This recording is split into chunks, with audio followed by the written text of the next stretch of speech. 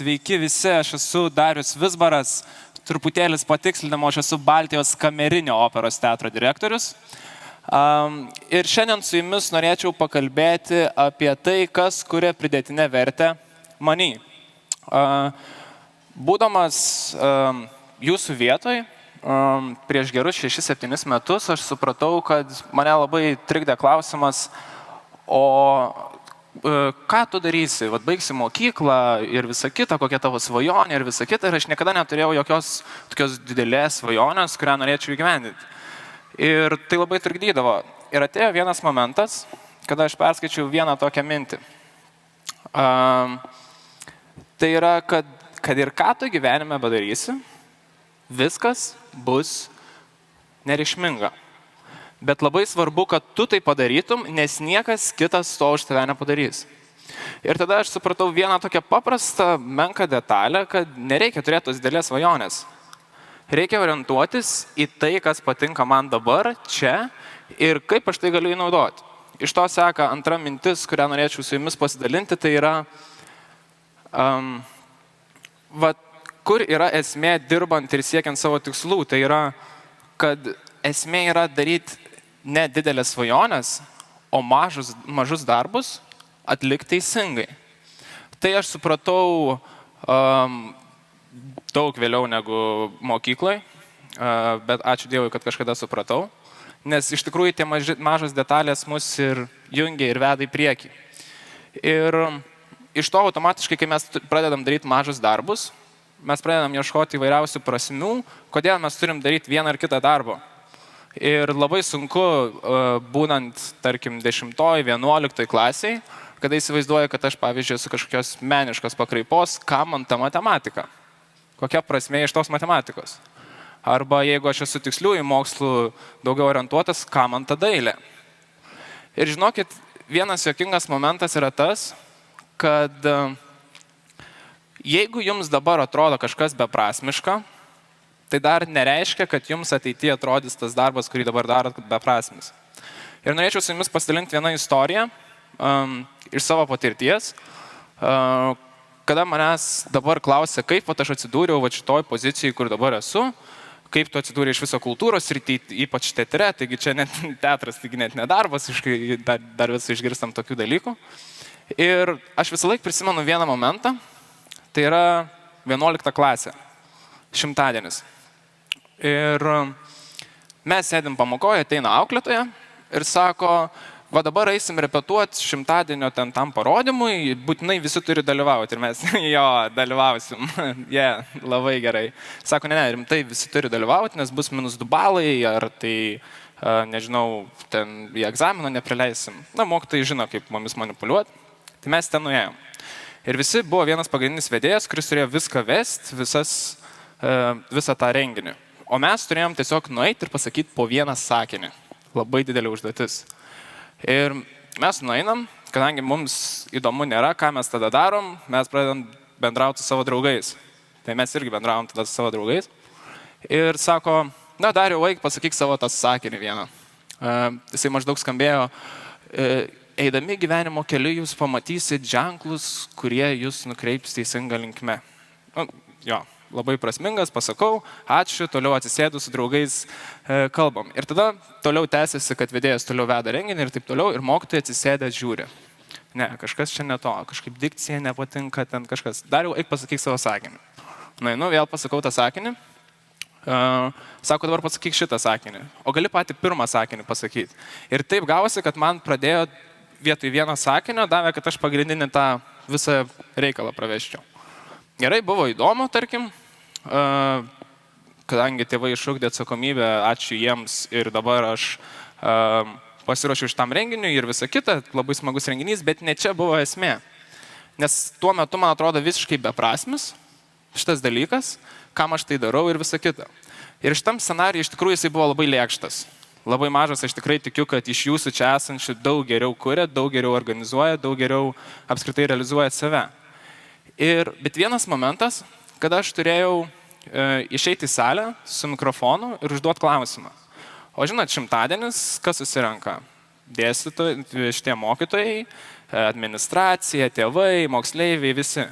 Ir pas mus buvo tokia situacija, kad administracija nelabai mus gerbė, nelabai su mumis, tarkim, negali sakyti, kad negražiai elgėsi, bet jeigu mes pasisveikinam su jais, moksleiviai, tai jie labai retai kada atsisveikina atgal.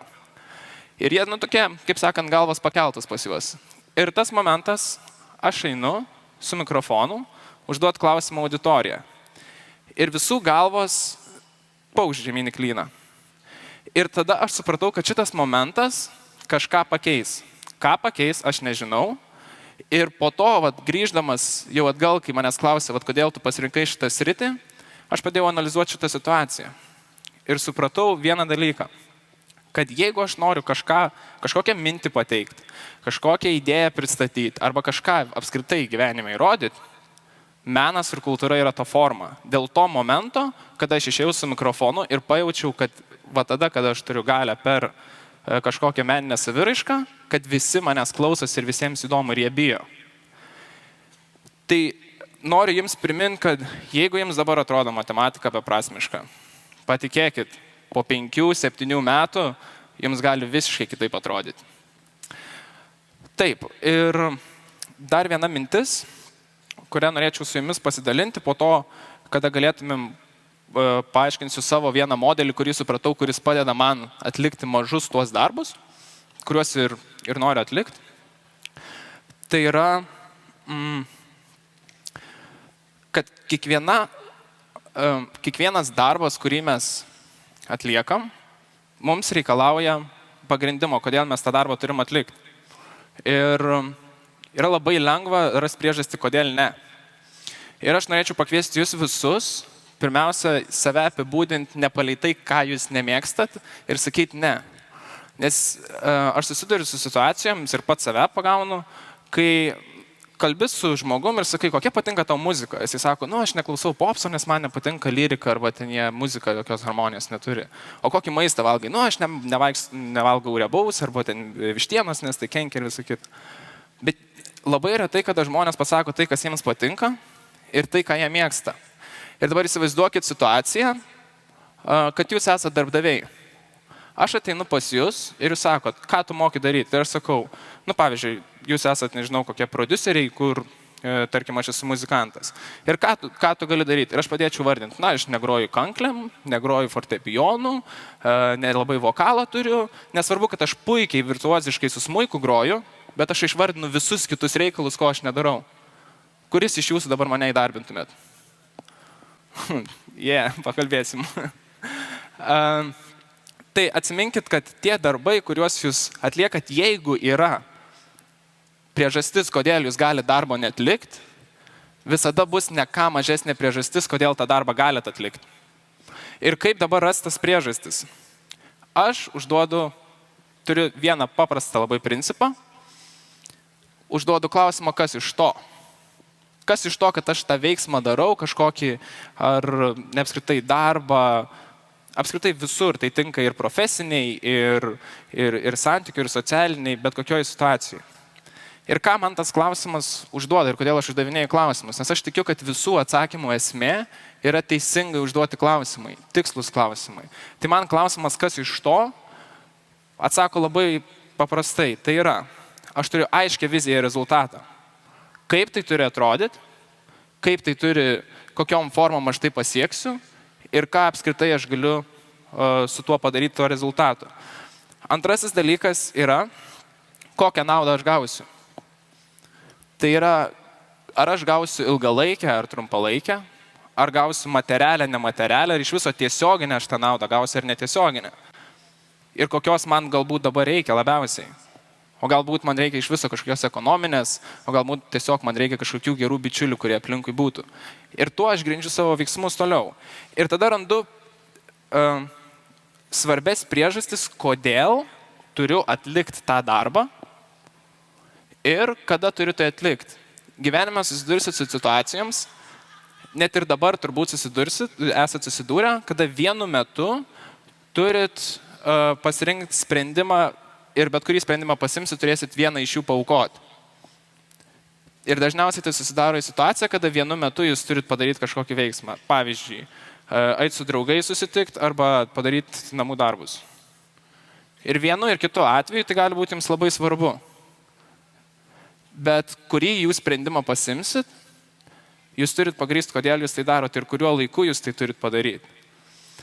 Ir visą šitą aš kalbu kodėl. Nes man atrodo, kad jūs esate esmė, tiksliau mes esame esmė, kad mes turim investuoti į save, nes man teko dirbti su aukštojo mokyklom, su švietimo sistema, kada man teko vertinti aukštųjų mokyklų studijų programas ir pačias aukštasias mokyklas ir su tarptautinėm bendruomenėm mes diskutavom ir mes atradom vieną modelį, kaip jisai veikia ir kuo skiriasi Lietuvoje nuo, tarkim, vakarų Europos, kas mums, tarkim, yra vienas iš sričių, kodėl mes norime vakarų Europoje. Tai yra, kad mes, pirmas sako dalykas, kad yra kontekstas, mes turim suprasti, kur mes esam ir ką mes darom. Jeigu mes pasirenkam, nežinau, kažkokią specialybę, tarkim, programavimą, tai mes turim suprasti, kas tas programavimas yra. Ir mus puikiai švietimo sistema tai padaro. Mums puikiai parodo, kas tai yra, kokios tai yra galimybės, ką mes už tai gausim, ką mes veiksim ir visa kita. Antras dalykas yra įrankiai. Tai yra, kaip atlikti tą darbą, kad pasiektumėm toj karjeroj tam kontekste geriausius dalykus. Puikiai mes išmokstam programuoti, esam įvaldę įvairiausius įrankius programavimo, viskas yra super. Ir tada ateina mūsų spraga. Tai yra mes, kaip vienas, kaip individualiai. Aš pastebėjau vieną tokį paprastą dalyką, kad mes pradėjom labai daug judėti į individualybę, bet ne į asmenybės. Ir tai yra viena iš tokių priežasčių, kodėl tai yra mano požiūriu nelabai gerai. Tai yra, kad mes pavieniai tada pradedam eiti po vieną, bet ne komandoms ir ne kartu. Ir tai dažniausiai susidaro į tokią situaciją, kada mums reikia priiminėti tam tikrus sprendimus. Visi mes žinom, kokie yra teisingi sprendimai. Visi iki vieno, bet kokioje situacijoje jūs geriausiai žinot, koks yra teisingas sprendimas. Bet kai ateina momentas, kai jums reikia priimti tą sprendimą, kažkodėl jūs pasielgia taip, kaip visi. Iš kažkur atsiradusios baimės, iš kažkur atsiradusios kažkokie kitos priežastys, kodėl jūs gali to neatlikti arba nereikėtų daryti, arba eiti, kaip sakant, bandos jausmu. Ir tai atsiranda dėl to, kad mes tiesiog neinvestuojam į save, žiūrėdami tai, ką mes norim patys sukurti ir ką mes padaryti. Ir norėdamas pagrįsti, kodėl jūs kiekvienas esat labai svarbus, tai yra, kad esminis dalykas iš viso šito yra, kad svarbiausia yra ne pats veiksmas, kurį jūs atliekat, o intencija ir pasiekmė, kuri bus. Kiekvieną veiksmą, kiekvieną faktą mes galime interpretuoti kaip norim. Ir čia yra mūsų pasirinkimas ir nėra nei vieno teisingo. Kaip sakant, galima iš bet kokios situacijos išsivartyti. Tiesiog reikia žinoti, kodėl tu darai vieną situaciją ir kitą ir kokia tai buvo pasiekmė. Ir tiesiog norėčiau jums pasakyti vieną pavyzdį. Tai yra mano patirtis, kai aš buvau Olandijoje. Aš pusę metų praleidau tenai studijuodamas Erasmus mainų programą. Ir mano rašto darbą kuravo Philips aukščiausiai vadovybei dirbęs rinkodaros vadovas. Ir jisai papasakojo man istoriją. Kada nuvažiavo jie į Indiją, tai buvo plėtros programa, įsivaizduokit, Indija didelė rinka, ten pinigų investuoja šimtus milijonų, atsiperkamumas ten iki milijardų siekia ir visa kita. Nu ir jie 2 dienas sėdi, juodai derina sąlygas, kaip kas, kur bus ir taip toliau, o 3 dieną toksai socialinis dalykas. Ir yra pirtelė, viskas yra labai smagu, labai faina ir vakarienė. Ir ten jie gražiai ten viniuką ten geria visą kitą ir sako, ateina momentas, kada atneša kaip pagrindinį patiekalą karvės akį. Ir tada aš norėčiau su jumis kartu garsiai paanalizuoti šitą situaciją. Kontekstas. Nereikia būti genijum, užtenka 5 minučių Google, kad suprastum, kad karvė Indijoje yra dievybė. Tiesiog kultūrinis kontekstas. Dabar antras dalykas, įrankiai, kuriuos jūs naudojat. Kas nemokat naudoti šakute ir peiliu? Visi mokam. Visi įrankius, kontekstą suprantam. Ir tada ateinat jūs su sprendimu, kuris gali lemti jums labai tai iš tikrųjų viską. Visas tas sąlygas, tas 2 dienas ir tuos 100 milijonų, kur jūs planavot investuoti, gali tiesiog sublūkšti. Dėl vieno paprasto dalyko, kaip jūs pasielgsit toliau. Tai ar jūs suvalgytumėt karvės akį? Kas suvalgytumėt karvės akį? O kas nevalgytumėt? Šaunuoliai. Man patinka, kurie nevalgo karvių akių. Iš tikrųjų, tai nėra nei vienas, nei kitas blogas sprendimas. Yra intencija, kurią jūs darysit. Tarkim, jūs sakot, kad aš noriu parodyti pagarbą žmonėm, kurie savo Dievą paskerdžia dėl mano, tarkim, išbandymo. Ne? Ir jūs sakot, taip, reikia suvalgyti karvės akį. Ir jūs suvalgot ir apsivemėt. Vau, kokia pagarba. Lygiai tokia pati situacija. Jūs sakot, ne, aš nevalgysiu, nes aš bijau, kaip mano kūnas pasielgs. Ir tada sako, na, jūs nemėgstat rizikuoti. Ir lygiai taip pat, kiekvienas veiksmas, kurį jūs darot, nėra teisingas, nei neteisingas. Jeigu jūs aiškiai galėsit motyvuoti, kodėl jūs vieną ar kitą dalyką darot, tai tada jūs pilnai galėsit pasiekti labai aukštų rezultatų. Ir kiekvienas veiksmas, ir kiekvienus taisyklės ir mintis, kurias aš jums dabar pasakojau, aš tiesiog norėčiau jūs paskatinti, kiekvieną iš jūsų, taip, investuokit, kad suprastumėt kontekstą, mokinkitės įrankius, bet prašau, nepamirškit savęs ir kurkit pridėtinę vertę savy. Ačiū.